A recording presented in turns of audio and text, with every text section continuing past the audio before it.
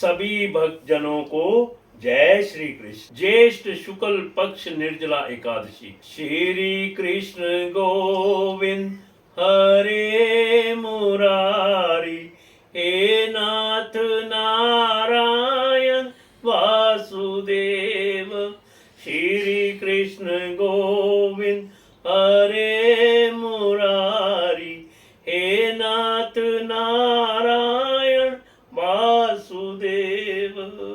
श्री भीमसेन भीम बोले, हे पितामह, भ्राता युधिष्ठिर, माता कुंती, द्रौपदी, अर्जुन, नकुल और सहदेव आदि एकादशी को दान व व्रत करते हैं और मुझसे एकादशी के दिन अन्न खाने को मना करते हैं। मैं उनसे कहता हूँ कि हे भाई, मैं भक्ति पूर्वक भगवान की पूजा कर सकता हूँ, परंतु मैं एकादशी के दिन भूखा नहीं रह सकता। इस पर व्यास जी बोले, हे भीमसेन, यदि तुम नरक को बुरा और स्वर्ग को अच्छा समझते हो तो प्रत्येक माह की दोनों एकादशियों को अन्न ना खाया करो। इस पर भीमसेन बोला, हे पितामह, मैं आपसे पहले भी कह चुका हूँ कि मैं एक दिन एक समय भी भोजन किए बिना नहीं रह सकता। फिर मेरे लिए पूरे दिन का उपवास करना कठिन है। यदि मैं प्रयत्न करूं तो एक व्रत अवश्य कर सकता हूं। अतः आप मुझे कोई एक व्रत बतलाइए जिससे मुझे स्वर्ग की प्राप्ति हो। श्री व्यास जी बोले, हे वायुपुत्र, बड़े बड़े ऋषि और महर्षियों ने बहुत से शास्त्र आदि बनाए हैं कि मनुष्य को दोनों पक्षों की एकादशियों का व्रत करना चाहिए। इससे उन्हें स्वर्ग की प्राप्ति होती है। श्री व्यास जी के वचनों को सुनकर भीमसेन नरक में जाने के कारण अत्यंत भयभीत हुए और लता के समान कांपने लगे। वह बोले, हे पितामह, अब मैं क्या करूं, क्योंकि मुझसे व्रत नहीं हो सकता। अतः आप मुझे कोई एक ही व्रत बतलाइए जिससे मेरी मुक्ति हो जाए। इस पर श्री व्यास जी बोले, हे भीमसेन, कृष्ण और मिथुन संक्रांति के मध्य में ज्येष्ठ माह की शुक्ल पक्ष की एकादशी होती है, उसका निर्जला व्रत करना चाहिए। इस एकादशी के व्रत में स्नान और आचमन में जल वर्जित नहीं है, लेकिन आचमन में 3 मासे जल से अधिक जल नहीं लेना चाहिए। इस आचमन से शरीर की शुद्धि हो जाती है। आचमन में 7 मासे से अधिक जल मद्यपान के समान है। इस दिन भोजन करने से व्रत नष्ट हो जाता है। यदि सूर्योदय से सूर्यास्त तक मनुष्य जल पान ना करे तो उसे 12 एकादशी के फल की प्राप्ति होती है। द्वादशी के दिन सूर्योदय से पहले ही उठना चाहिए और स्नान करके ब्राह्मण को यथा योग्य दान देना चाहिए। इसके पश्चात भूखे ब्राह्मण को भोजन कराना चाहिए।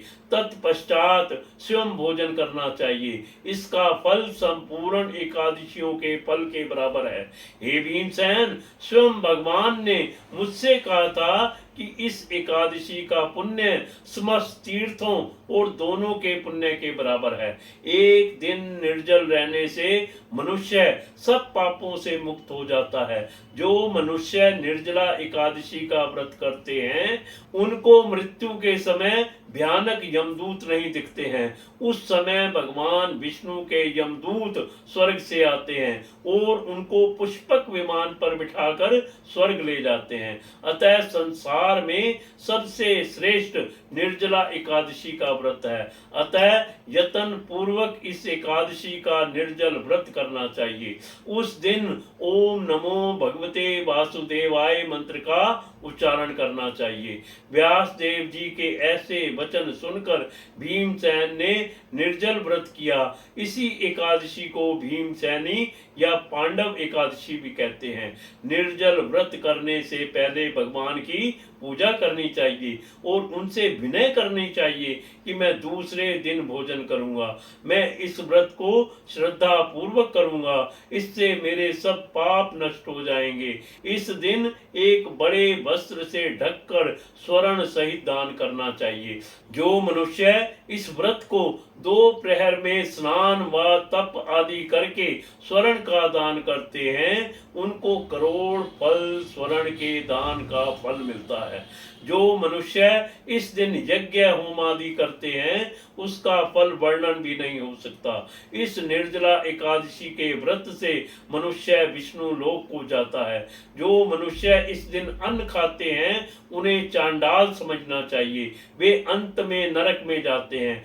ब्रह्म हत्यारे, मद्यपान करने वाले, चोरी करने वाले, गुरु से द्वेष करने वाले, असत्य बोलने वाले इस व्रत को करने से स्वर्ग को जाते हैं। हे कुंती पुत्र, जो पुरुष या स्त्री इस व्रत को श्रद्धा पूर्वक करते हैं उनका निमित्त लिखित कर्तव्य है उन्हें सर्वप्रथम विष्णु भगवान की पूजा करनी चाहिए, तत्पश्चात गौ का दान करना चाहिए। उस दिन ब्राह्मणों को दक्षिणा, मिष्टान आदि देना चाहिए। निर्जला के दिन अन्न, वस्त्र, छत्र, उपनाह आदि का दान करना चाहिए। जो मनुष्य इस कथा को प्रेम पूर्वक सुनते व पढ़ते हैं उनको स्वर्ग की प्राप्ति होती है। कथा सार, भक्त को चाहिए कि वह अपनी कमजोरियों को अपने गुरुजनों या परिवार के बड़ों से ना छिपाएं, उन पर विश्वास रखते हुए अपनी समस्या उन्हें बताएं ताकि वे उसका कोई उचित उपाय बताएं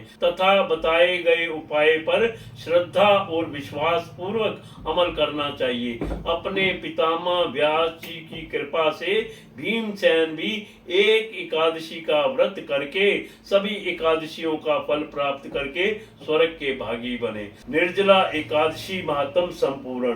श्री कृष्ण गोविंद हरे मुरारी, हे नाथ नारायण वासुदेव। श्री कृष्ण गोविंद हरे मुरारी, हे नाथ नारायण वासुदेव।